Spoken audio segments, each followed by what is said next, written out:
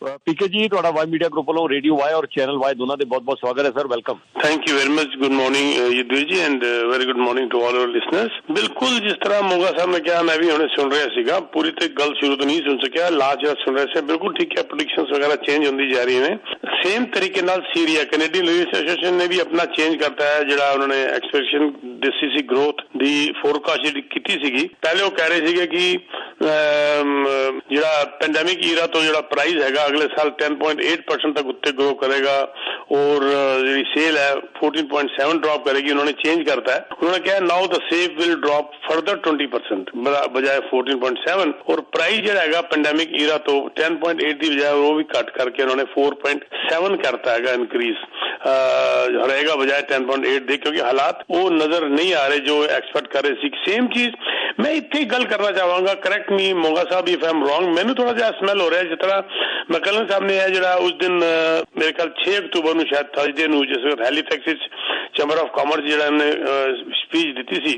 ਉੱਥੇ ਉਹਨਾਂ ਨੇ ਕਿਹਾ ਸੀ we will need additional information before BOC can chill rate hike pace। Additional information ਦੇ ਅੰਦਰ ਮੈਨੂੰ ਇਹ ਲੱਗਣਾ ਸਮੈਲ ਹੋਣਾ ਸ਼ੁਰੂ ਹੋ ਗਿਆ ਕਿ ਉਹ ਐ ਤੇ ਕਹਿ ਰਹੇ ਨੇ ਕਿ ਮੈਂ ਵਧਾਵਾਂਗਾ और रोकांगा नहीं, पर बब्बड़ भपकी भी लग रही है, डरान का ज्यादा कम कर रहे हैं बजाय वधान दे। हो सकता है मैनू लगता है, करेक्ट नहीं मतलब कि मैं एवं मतलब कि अपना दिमाग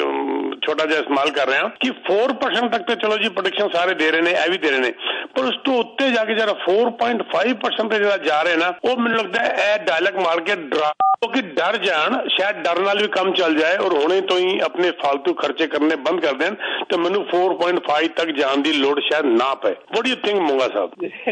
ठीक है जी,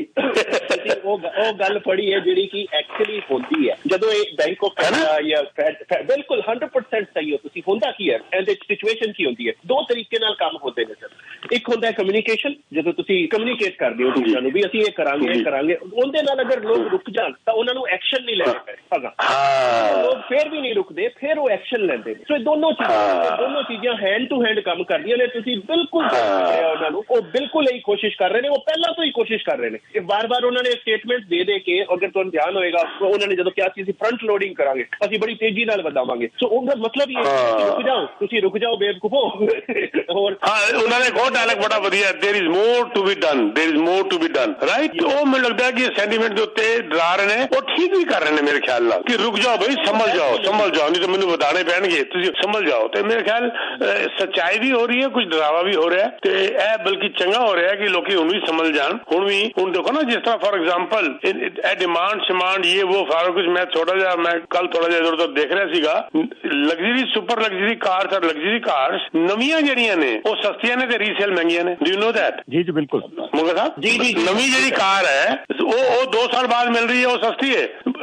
और साल पुरानी कार नवी कार तो महंगी मिल रही है। तो यह चीज रोकनी बड़ी जरूरी है ना, इन्नी डिमांड हुई पई है या सप्लाई घट हुई पई, जो भी है इन्हें कंट्रोल करने वास्ते डालना जरूरी है भी खर्चे बंद कर दो, हुण संभालो। मैं तो अपने ग्रुप के अंदर एक स्पैशल ईमेल भेजी है सबनू कि तुसी अपने आप नू रोक लो, टाइम अगर चंगा नहीं आ रहा या मन के चलो कि बुरा आ रहा है तो अपने आप नू संभाल लो, नहीं तो बाद ही मुश्किल हो जाएगा। सारे खर्चे बंद कर दो, फजूल खर्चे बंद कर दो, बिल्कुल कछुए वाकन सिर अंदर करके बह जाओ, जब चंगा वाला टाइम आएगा फिर असी खर्च कर लांगे। पेंडेमिक के अंदर भी असी लोग घर 2-2 साल बैठे हैं ना, तो फिर की हर्ज है? ਉਹਦੇ ਨਾਲ ਇੱਕ ਤੁਹਾਡਾ ਤੁਸੀਂ ਸਿਕਿਉਰ ਹੋ ਜਾਂਦੇ ਹੋ ਔਰ ਦੂਜਾ ਸਰਕਾਰ ਸਿਕਿਉਰ ਹੋ ਜਾਂਦੀ ਹੈ, ਇਕਨੋਮੀ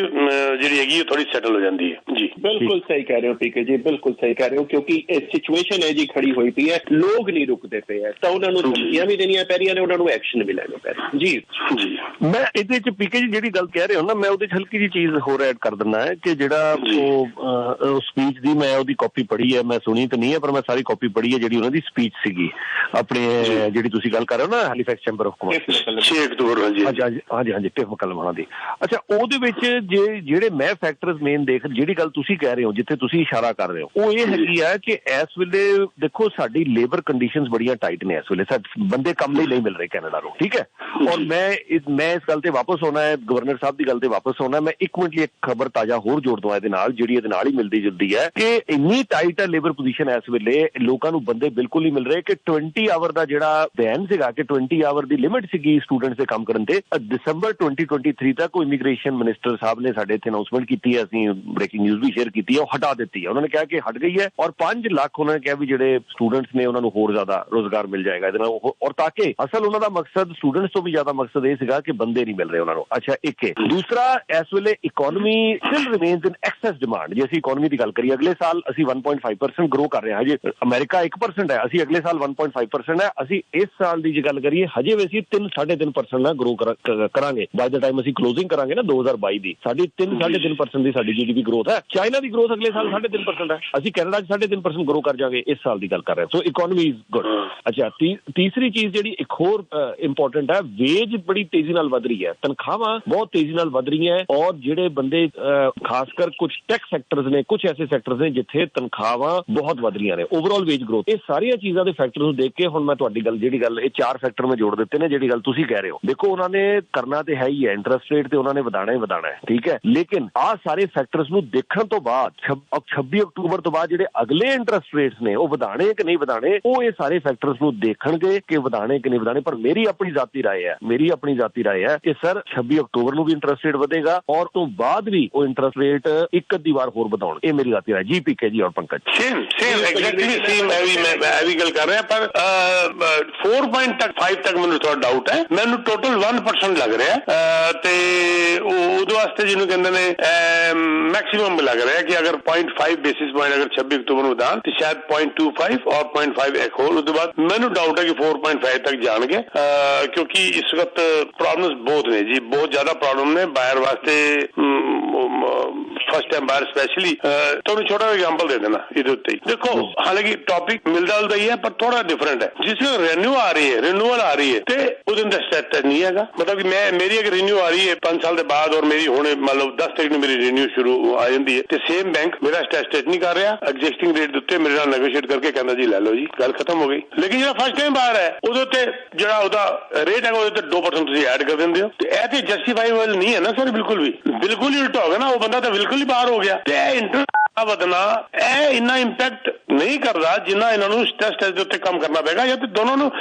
ਫੀਲਡ ਬਰਾਬਰ ਕਰ ਦੇਣਾ ਜੀ ਦੋਨਾਂ ਵਾਸਤੇ। ਇੱਕ ਦਾ ਕੁਆਲੀਫਾਈਂਗ ਕੁਝ ਹੋਰ ਹੋ ਪਿਆ, ਇੱਕ ਦਾ ਵਾਸਤੇ ਕੁਆਲੀਫਾਈਂਗ ਹੈ ਹੀ ਨਹੀਂ, ਰਿਨਿਊ ਕਰਕੇ ਬਹਿ ਗਿਆ। ਹਾਂ, ਦੂਜੇ ਬੈਂਕ ਹੀ ਜਾਂਦਾ ਤੇ ਠੀਕ ਹੈ, ਫਿਰ ਹੋ ਜਾਏਗਾ ਕੁਆਲੀਫਾਈਂਗ, ਲੇਕਿਨ ਉसी ਬੈਂਕ ਦੇ ਤਾਂ ਕੋਈ ਹੈ ਹੀ ਨਹੀਂ। ਔਰ ਦੂਜਾ ਬੰਦਾ ਜਿਹੜਾ ਲੈਣਾ ਚਾਹੁੰਦਾ 20 ਸਾਲ ਤੋਂ 15 ਸਾਲ ਤੋਂ ਜਿਹੜਾ ਪੈਸੇ ਜੋੜ ਕੇ ਮਰ ਗਿਆ ਉਹ ਲੈ ਨਹੀਂ ਪਾ ਰਿਹਾ ਕਿਉਂਕਿ ਉਹਨੂੰ ਗਲਤ ਬੰਦੇ ਨਾਲ ਕੰਪੀਟੀਸ਼ਨ ਕਰਨਾ ਪੈ ਰਿਹਾ। ਇੱਕ ਰਿਨਿਊ ਕਰ ਰਿਹਾ ਵਿਦਆਊਟ ਐਨੀ ਕੰਪੀਟੀਸ਼ਨ, ਇੱਕ ਨੂੰ 2% ਟੈਸਟ ਐਡ ਕਰਨਾ ਪੈ ਰਿਹਾ ਹੈਗਾ। ਤੇ ਇਹ ਚੀਜ਼ਾਂ ਵੀ ਇਹਦੇ ਉੱਤੇ ਵੀ ਧਿਆਨ ਦੇਣੀਆਂ ਪੈਣਗੀਆਂ ਉਹਨੂੰ। ਅਗਰ ਇਹ ਇੰਟਰਸਟ ਰੇਟ ਵਧਾਣੇ ਦੇਣ ਤਾਂ ਸਿਰਫ ਅੱਖਾਂ ਬੰਦ ਕਰਕੇ ਇੰਟਰਸਟ ਰੇਟ ਵਧਾਈ ਜਾਓ ਔਰ ਦੂਜੇ ਪਾਸੇ ਤੁਸੀਂ ਧਿਆਨ ਹੀ ਨਾ ਦਿਓ, ਮੇਰੇ ਖਿਆਲ ਨਾਲ ਉਹ ਗਲਤ ਹੈ। ਜੀ ਇੱਕ ਚੀਜ਼ ਹੋਰ ਹੈ, PK ਜੀ ਨੇ ਜਿਵੇਂ ਕਾਫੀ ਐਕਸਪਲੇਨ ਕਰ ਦਿੱਤੀ, ਤੁਸੀਂ ਜਿਹੜੀ ਗੱਲ ਕਹੀ ਸੀਗੀ। ਦੇਖੋ, ਇੰਟਰਸਟ ਰੇਟ ਹਲੇ ਤੱਕ ਐਕਸਪੈਕਟੇਸ਼ਨ ਜਿਹੜੀ ਹੈ 50 ਦੀ ਹੈ, ਜਿਹੜੀ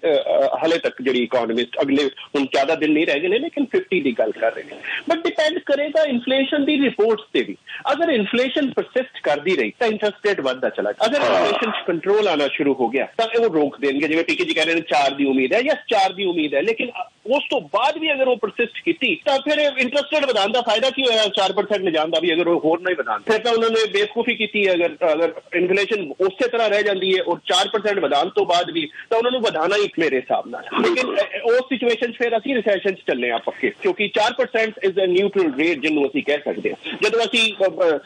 ਸੁਸਾਈਡ ਰੇਟ ਆ ਜਾਵਾਂਗੇ, ਉਹ ਸਿਚੁਏਸ਼ਨ ਹੈ ਵੀ ਵਰਡ ਯੂਜ਼ ਹੁੰਦੇ ਨੇ, ਤਾਂ ਅਸੀਂ ਉਸ ਤਰਫ ਚਲੇ ਜਾਵਾਂਗੇ ਜਿਹੜਾ ਕਿ ਟਰਮੀਨਲ ਜਿਹਨੂੰ ਅਸੀਂ ਕਹਿੰਦੇ ਹਾਂ, ਟਰਮੀਨਲ ਰੇਟਸ ਚਲੇ ਜਾਵਾਂਗੇ। ਟਰਮੀਨਲ ਰੇਟਸ ਆਰ ਬੇਸਿਕਲੀ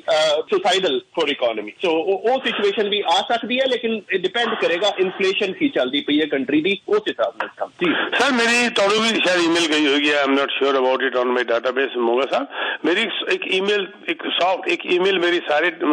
मेरे जो क्लोज नेट ਉਹਨਾਂ ਨੂੰ ਗਈ ਹੈ ਸਾਰਿਆਂ ਨੂੰ ਈਮੇਲ ਕਿ be ready for a soft recession ਉਹਦੇ ਵਾਸਤੇ ਤਿਆਰੀ ਆਪਣੇ ਆਪ ਨੂੰ ਕਰ ਲਓ ਬੀ ਰੈਡੀ ਫॉर दैट ਕੋਈ ਹਰਜ नहीं है ਤਿਆਰੀ ਕਰਨ ਨਾਲ ਕਿ ਭਈ ਅਗਰ डाउट है कि शेर आ रहे शेर तो कोई हद नहीं है पहले दरवाजा बंद करके अंदर बैठ जाओ बजाय थे कि बाहर खड़े दूरबीन नाल देख रहे हो किथे आया शेर पता चला आके तुम खाई गया तो उस करके तैयारी करके बैठना ਤੁਹਾਨੂੰ याद होएगा लगभग 15-20 दिन महीना पहले युद्धवीर जी ने साडे दोनों तो क्वेश्चन पूछा सीगा कि कितना क पैसा रखना चाहिए अगर रिसेशन आ रहा है महीने ਜਿਹੜਾ ਮੈਨੂੰ ध्यान है ठीक है तो वही गल है पीके जी ਤੁਸੀਂ ਬਿਲਕੁਲ ਸਹੀ ਕਹਿ ਰਹੇ ਹੋ ਮੈਂ ਸਾਲ ਦਾ ਇੱਕ ਵਾਰੀ ਖਰਚਾ ਉਹਦੇ ਹੱਥ 'ਚ ਰੱਖੋ ਸਿਚੁਏਸ਼ਨ ਖਰਾਬ ਹੋ ਸਕਦੀ ਹੈ ਤੁਸੀਂ 100% ਸਹੀ ਹੋ पीके जी सैल्यूट तैयारी करने वाला कोई हर्ज थोड़ा है तैयारी करके बैठ जाओ भी तो कुछ नुकसान तो ना हो रहा फायदा ही हो रहा है रिसेशन नहीं आएगा तो तुम और सॉलिड हो जाओगे और अगर रिसेशन आ जाएगा तो अपने आप में सिक्योर करके बैठे हुए हो शेयर वाला एग्जाम्पल जरा बड़ा लोगों को पसंद आया है तैयारी करने की हर्ज है नहीं जी कोई नहीं जी ऊपर वाला देख लेगा अरे यार ऊपर वाला देख लेगा तुम्हें हमेशा ऊपर वाला ही देखता रहेगा तुम अपने आप को नहीं देखोगे यार कभी तो बड़े हो जाओ मैच्योर हो जाओ बच्चे ही बने रहोगे हाँ तैयारी करने में क्या हर्ज है कोशिश करने में क्या हर्ज है कोशिश तो देखो कामयाबी नाकामयाबी बात की बात है पर ये तो गम नहीं रहता ना अपने अंदर की मैंने कोशिश ही नहीं करी ये तो एक अंदर प्राउड फील करवाओ ना मोटिवेशन लेके आओ कि मैंने कोशिश करी मैंने तैयारी करी मैंने शेयर के लिए अपने आप का पूरा इंतजाम कर रखा था मैंने कहा था नहीं आया कोई बात नहीं आवे सिक्योर आई एम सेफ पर मैं तो दूरबीन से देख रहा था आएगा तो अंदर भागूंगा पता चले तुमसे ज्यादा तेज वो टाइगर भाग के तुम्हें पकड़ लिया उसने तुम धीरे रह गए और वो तेज भाग पड़ा ए प्लान होना चाहिए बी प्लान होना चाहिए बिल्कुल सी भी तैयार होना चाहिए ए भी काम नहीं करता कई बार सी भी काम कर जाते हैं तो सारे बिल्कुल ठीक कह रहे हो सर बिल्कुल सिचुएशन सोच के भाई ये होना ही होना है ये गलत होना ही होना है उस तो बाद मेरे को की प्लान है वो सोच के अगर तुसी चलोगे तो मेरे ख्याल जिंदगी तुसी ਕਦੇ ਵੀ ਫੇਲ ਨਹੀਂ ਹੋ ਸਰ ਜਿਹੜੀ ਤੁਸੀਂ ਵਰਸ ਸਿਚੁਏਸ਼ਨ ਦੀ ਗੱਲ ਕਰਦੇ ਨਾ ਪੰਕਜ ਜੀ ਜਿਹੜੀ ਤੁਸੀਂ ਕਰ ਰਹੇ ਸੀ ਪੀਕੇ ਜੀ ਨੂੰ ਵੀ ਗੱਲ ਕਰ ਲੈਂਦੇ ਆ ਕਿ ਤੁਸੀਂ ਗੱਲ ਕਰ ਰਹੇ ਸੀ 1 ਸਾਲ ਦੇ ਪੈਸੇ ਹੋਣੇ ਚਾਹੀਦੇ ਨੇ ਵੀ ਖਰਚੇ ਪਾਣੀ ਵਾਸਤੇ ਬੈਂਕ ਦੇ ਵਿੱਚ ਹੈ ਨਾ ਤੇ ਮੈਂ ਤੇ ਉਸ ਦਿਨ ਇਹ ਗੱਲ ਕਹੀ ਸੀ ਵੀ 1 ਸਾਲ ਦੇ ਨਹੀਂ ਜਿਹੜਾ ਤੁਹਾਡਾ ਘਰ ਦਾ ਖਰਚੇ ਪਾਣੀ ਹੈਗਾ ਨਾ ਵੀ ਤੁਸੀਂ 2 ਸਾਲ ਦਾ ਤੁਹਾਨੂੰ ਫਿਕਰ ਨਹੀਂ ਹੋਣਾ ਚਾਹੀਦਾ ਵੀ ਤੁਹਾਡੀ ਮੌਰਗੇਜ ਬਿੱਲ ਬੱਤੀਆਂ ਬੇਸਿਕ ਖਰਚੇ ਜਾ ਰਹੇ ਨੇ ਹਾਂ ਬਾਕੀ ਚੀਜ਼ ਜਿਸ ਤਰ੍ਹਾਂ ਪੀਕੇ ਜੀ ਨੇ ਕਹੀ ਹੈ ਵੀ ਸਾਲ 2 ਸਾਲ ਕੋਈ ਚੀਜ਼ ਮਹਿੰਗੀ ਨਹੀਂ ਵੀ ਖਰੀਦੀ ਤਾਂ ਵੀ ਕੰਮ ਚੱਲ ਜਾਏਗਾ ਪਰ ਬੇਸਿਕ ਖਰਚਾ ਵੀ ਤੁਹਾਡਾ ਘਰ ਦਾ ਬਿੱਲ ਬੱਤੀਆਂ ਮੌਰਗੇਜ ਖਾਣਾ ਪੀਣਾ ਜੋ ਤੁਹਾਡਾ ਬੇਸਿਕ ਖਰਚਾ ਹੈ ਉਹਦਾ 2 ਸਾਲ ਦਾ ਪੈਸਾ ਤੁਹਾਡੇ ਬੈਂਕ 'ਚ ਜ਼ਰੂਰ ਹੋਣਾ ਚਾਹੀਦਾ ਫਿਰ जिन्नी मर्जी छलांगा लगाओ पर 2 साल का होना बिल्कुल ठीक है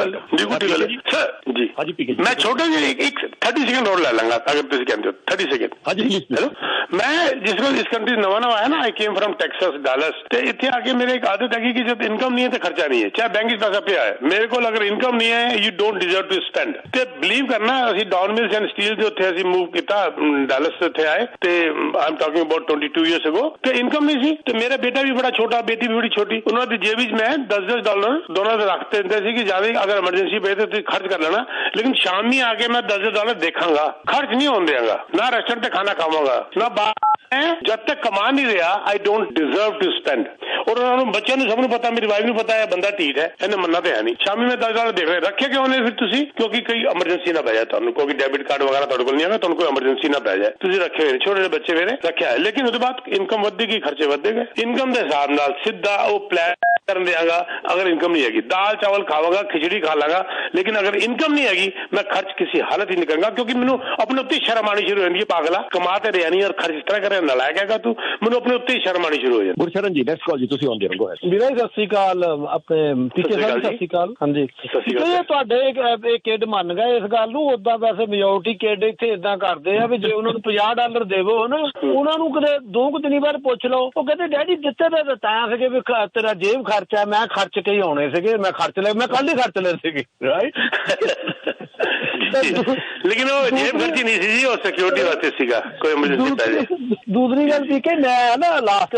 ਮੈਨੂੰ ਕੋਈ ਜਾਣਦਾ ਸੀਗਾ ਤੂੰ ਕਿਸੇ ਵੱਡੇ ਬਿਲਡਰ ਨਾਲ ਕੰਮ ਕਰਦਾ ਸੀ ਸੌਰੀ ਮੈਂ 1 ਮਿੰਟ ਇੰਟਰਰਪਟ ਕਰ ਰਿਹਾ ਤੁਹਾਡੀ ਗੱਲ ਬੜੀ ਇੰਟਰਸਟਿੰਗ ਹੈ ਤੁਹਾਡਾ ਸਵਾਲ ਬਟ ਮੈਂ ਕਿਉਂਕਿ ਸਾਨੂੰ ਥੋੜਾ ਜਿਹਾ ਤੁਸੀਂ ਲਾਈਨ ਹੋਲਡ ਕਰਨਾ ਗੁਰਸ਼ਰਨ ਸਾਹਿਬ ਪੂਰੀ ਗੱਲ ਹੋਏਗੀ ਬਾਕੀ ਕਾਲਰਸ ਨਾਲ ਵੀ ਗੱਲ ਹੋਏਗੀ ਪੀਕੇ ਜੀ 1 ਮਿੰਟ ਲੈ ਲਓ ਕੋਈ ਪ੍ਰੋਜੈਕਟ ਵਗੈਰਾ ਕੁਝ ਕਰਨਾ ਚਾਹੁੰਦਾ जी बस बिल्कुल कोई प्रोजेक्ट की गल ही नहीं पताड़ा प्रोजेक्ट पीके सबरवाल है जी मैंने कॉन्टेक्ट कर लो for any need we have lot many good projects सारे low rise retire semi retire high rise बहुत कुछ सारे को लगा वधिया ते वधिया भी है ने you can contact me 6472994757 I repeat 6472994757 or you can visit teamsabarwal.com